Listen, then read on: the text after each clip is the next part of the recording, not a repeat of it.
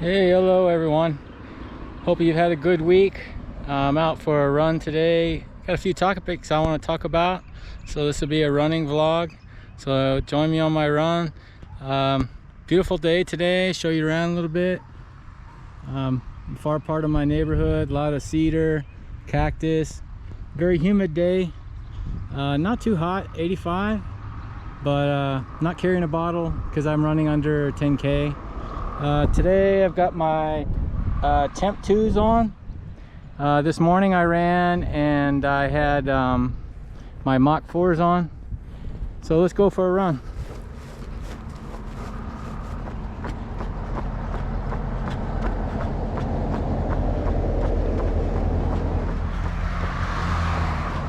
So some big running news today. As everyone knew, if you listen to my podcast or you've been following the running media, there was an ultra marathon in China, the Yellow River 100K, where 21 runners died due to, in my opinion, just bad timing, some bad luck, and poor preparedness in regards to equipment. There wasn't much required equipment. Well, anyways, during my podcast I forecasted that China would ban ultra running. As I mentioned before, I lived 10 years in China. I own a house in China. It's kind of my second home. Know it very well because I've been in procurement or purchasing for 25 years.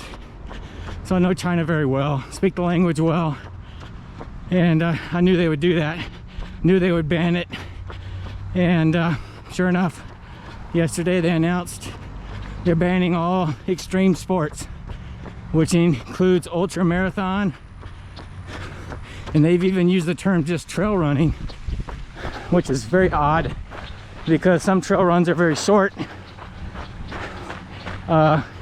Wingsuit jumping. Recently, one wingsuit diver, or flyer I should say, died in China, who's a foreigner from Europe. So I guess the China government has had it with extreme sports. But I would argue that they only ban things that don't cost them very much money, because if they want to ban dangerous sports, they would ban F1 and MMA fighting. MMA fighting's big in China. People get hurt. There's big money in it. F1 drivers get killed all the time, and as we know, there's big money in that. This is one of the ponds in my neighborhood. There is fish in here, but not easy to catch, and they're pretty small ones. So the news is bad for ultra running because there are a lot of big name pros that are coming out of China. One unfortunately died in the race, but there are a lot of other pros in China, especially females.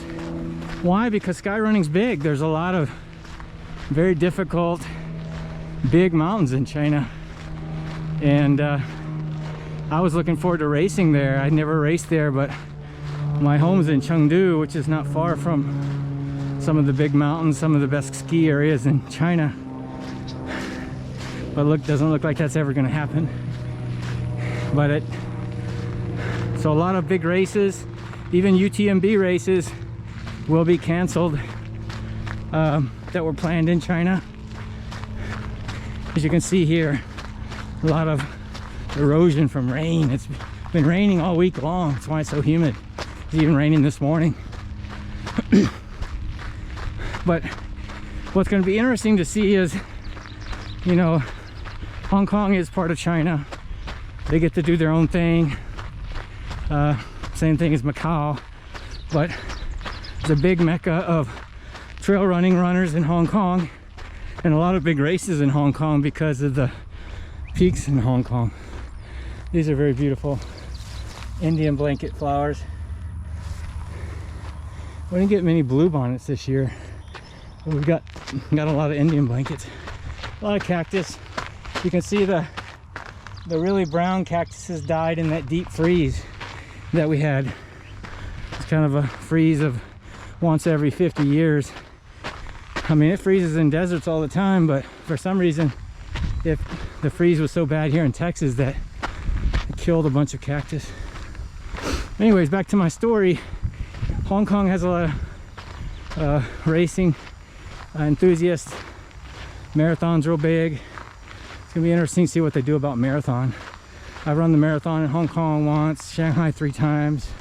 There's a lot of marathons in China, but I bet, like I said before, they won't ban marathon because there's a lot of money in it.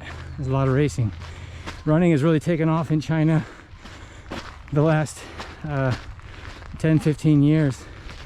I think they're just gonna ban trail running and ultra marathoning, wingsuit jumping, maybe X Games, any kind of crazy, what they deem crazy sports.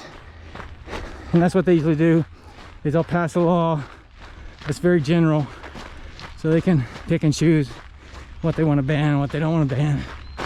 But of course, the Chinese racing athletes, they can go abroad and race in Europe and USA, and the mountainous regions of China, like Gansu, and it's usually most of the mountains in China. There's some big mountain ranges in the center of China, some in the north, but most of it is in the southwest part of China near Vietnam. Those are very rural areas, you know, tea farmers, you know, it's very rural, it's not big city areas, so it'll be hard for them to enforce. There's a pretty flower, some kind of tulip. It'll be hard for them to enforce people not trail running, but they can prevent people from racing. They won't allow anybody to stage racing, which is really unfortunate.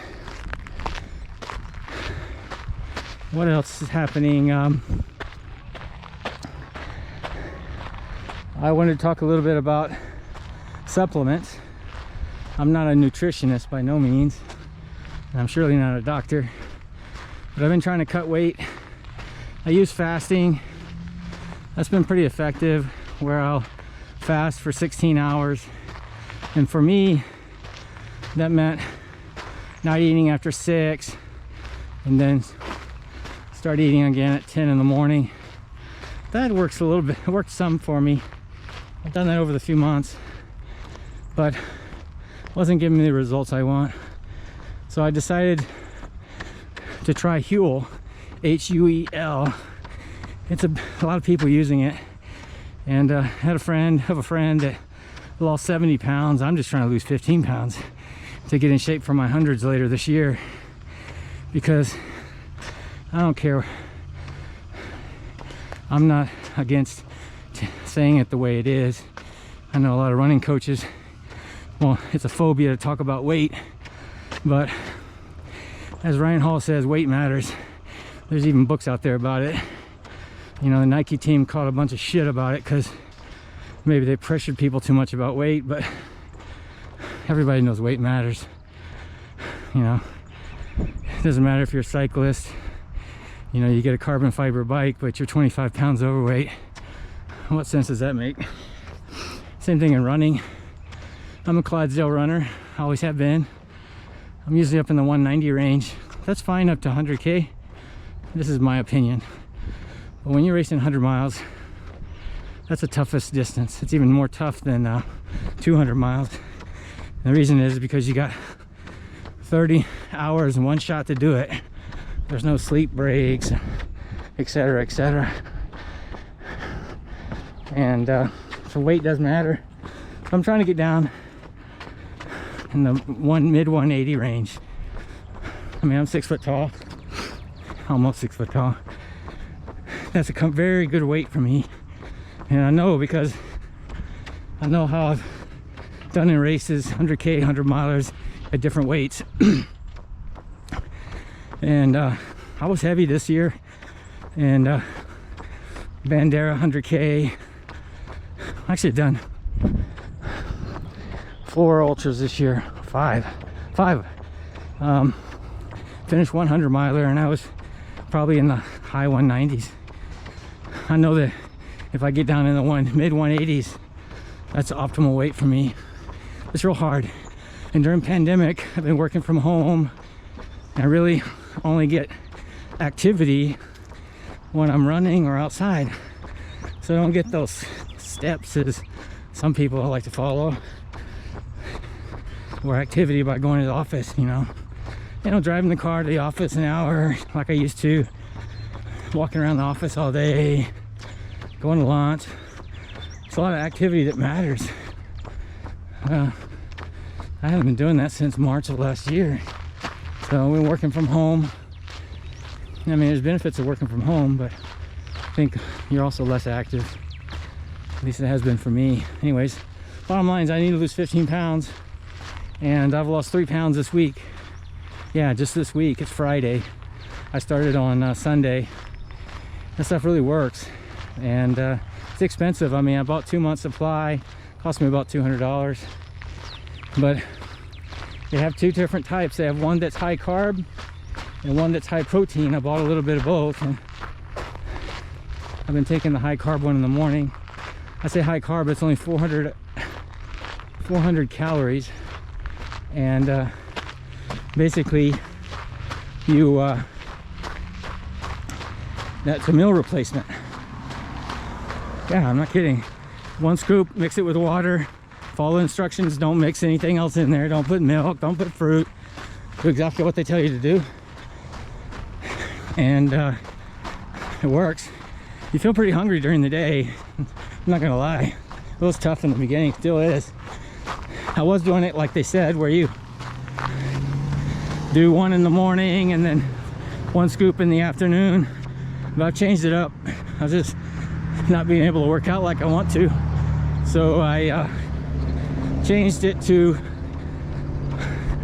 1 scoop in the morning, and then I eat lunch, and I eat most of my food of the day in the middle of the day, and then I either take a scoop right before bed, or I skip altogether. So I'm taking 1 to 2 scoops per day. And bottom line is, it doesn't matter what program you're using, keto, Huel, whatever, you need to be a caloric deficit. It means you're eating less every day. And they've proven that all that stuff about eating small meals during the day, you know, that shit, it's all bullshit. What matters is how many calories you eat per day. You can eat them all at one time, or you can eat them spread out, doesn't matter. But eating small amounts is pretty difficult. Usually people snack, eat small amounts, and then still eat the big meals. That's why they can't lose weight. And then you want to do aerobic activity. I have no problem in that area. I'm running 1 to 2 times a day. This week I've been swimming a lot, biking a lot. As my weight comes down, I can even increase my intensity of my training block. That's the idea. Because have less to carry, less prone to injury. Yeah, that's my way of doing it. Because I don't really take any rest days. Only when it's raining really hard, I don't go outside. So Mother Nature tells me when I need to have a rest day. But you can see we have a lot of cedar. When it's blooming, well, there's some blooms there. When it's flowering a lot, it bothers me some, but not usually this time of year. It's usually when they first start blooming. Yeah, so had some success on Huel. 2 to 3 pounds this week. I can feel it. Not weighing myself every day, but I know because you can tell my clothes are getting a little bit looser. And I can just feel it. I feel better on my runs too. Some beautiful flowers here.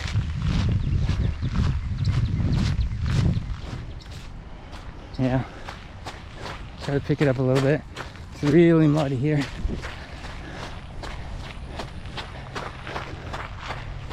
Yeah. So I was planning to maybe race tomorrow on a marathon trail race, but it's supposed to rain again. I was like, why go out and spend $100 on a trail race and be miserable in the rain? So I've gotten to where, unless it's a big race, I learned my lesson last year because so many races got canceled.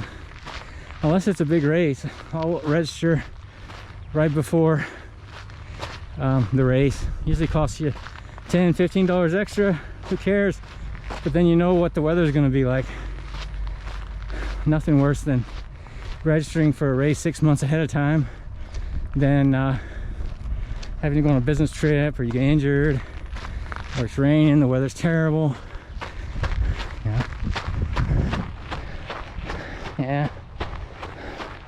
But so not sure if I'm gonna do any races this summer, but I'm gonna still be doing a bunch of epic trail runs, maybe volunteering. Might volunteer tomorrow. I wouldn't mind working in an aid station. I just don't want to be running in the mud all day. And I got Habanero 100 in August. That's a tough race. I've done it many times. The 100K, the 50K. I won the 48-hour event out there, the ruck race. But yeah. And then October I've got the Arkansas Traveler. I'm excited about that. Try to get in that the last few years. Usually waiting too long, or it got canceled last year. That's a 50-mile out and back in the southern Arkansas and the Ozarks. It's a pretty tough race. I would say that is my A race of the year. But probably the Habanero 100 is the toughest one because the temperature starts at high noon and 100 degrees most of the day, and usually you have to hit 2 days to finish that race. But and then in December I've got Brazos Bend, 100-miler down in Houston. Basically it's in a park area, but a lot of alligators. Very interesting place. That's kind of my schedule still this year. What else is going on? Anyway, speaking about China earlier, my wife was showing me. My wife's Chinese and my children are half Chinese. You know, I have a house in China, so follow that pretty closely. But what she was showing me is that one YouTuber's got like 2 million subscribers, hundreds of thousands of views, and all he does is go into Chinese restaurants, and he's a foreigner, a Laowai as Chinese call him. If you translate that, that means old outsider. But if you ever hear the word Laowai, that means they're talking about you, and means foreigner. Anyways, he's going into restaurants in China and USA, Chinese restaurants, and he's ordering in Chinese, and these videos are getting hundreds of thousands of views. And my wife's like, you can do that. I was like, yeah, I can, but that's not my hobby. I want to vlog and YouTube about running, but I find it interesting that the guy's got so many subscribers and so many people viewing because they do that, because he's doing that. But I thought it was kind of interesting. Anyways, I think that's it for today. Enjoy your weekend, get out and do some runs, and we'll be doing some more podcasting. If you'd like to join me on one of my podcasts, I may do some video podcasting soon too. Drop me a line. It's runnerrwe@gmail.com, or you can DM me on Instagram. It's runnerrwe. I can also be found on Strava. And anyways, this is Richard signing out for now. Have a great weekend. Enjoy your run. Bye for now.